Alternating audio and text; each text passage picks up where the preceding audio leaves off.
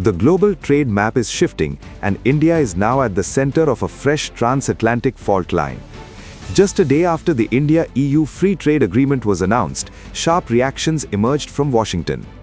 US Treasury Secretary Scott Bessent publicly criticized European countries for signing the deal with India, calling Europe's move very disappointing.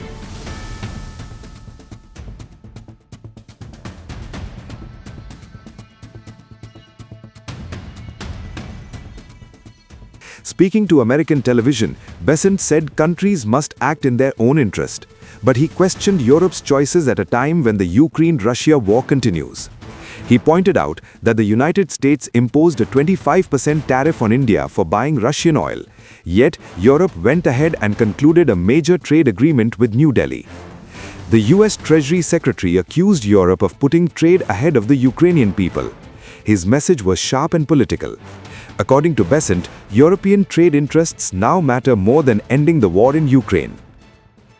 The U.S. has made much bigger sacrifices than the Europeans have.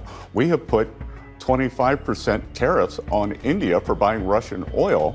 Guess what happened last week?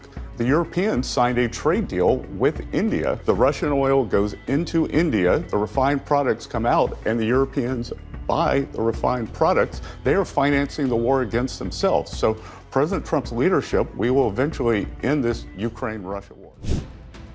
These remarks came just a day after India and the European Union announced they had finalized their free trade agreement. The deal ends nearly 2 decades of negotiations. Indian officials have described it as the mother of all trade deals. It is India's 19th trade agreement and one of its most ambitious. The agreement is expected to sharply boost Indian exports to the 27-nation EU bloc. It could reshape competition across sectors like textiles, manufacturing, engineering goods, and services. The timing is crucial.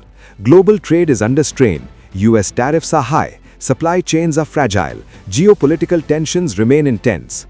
India is currently facing steep tariffs from the United States. Europe too risks higher American duties. Yet in this environment, New Delhi has secured a major market opening. Adding to the contrast, US Trade Representative Jamieson Greer offered a very different assessment. Speaking to Fox Business, Greer said that after reviewing the deal, India comes out on top. He said India is likely to have a heyday once the agreement is implemented. Greer highlighted India's wider access to European markets. He also pointed to mobility provisions. European leaders have spoken about easing movement for Indian workers. If realized, this could open new doors for Indian professionals and skilled labor in Europe. Greer also explained Europe's motivation. With the US turning inward and prioritizing domestic manufacturing, the EU is searching for new markets. Europe is doubling down on globalization. In that shift, India has emerged as the most attractive partner. From New Delhi's perspective, the message is clear. India is no longer just reacting to global trade pressures, it is shaping outcomes. As Washington and Brussels pull in different directions, India is positioning itself as a central pillar in the evolving global trade order.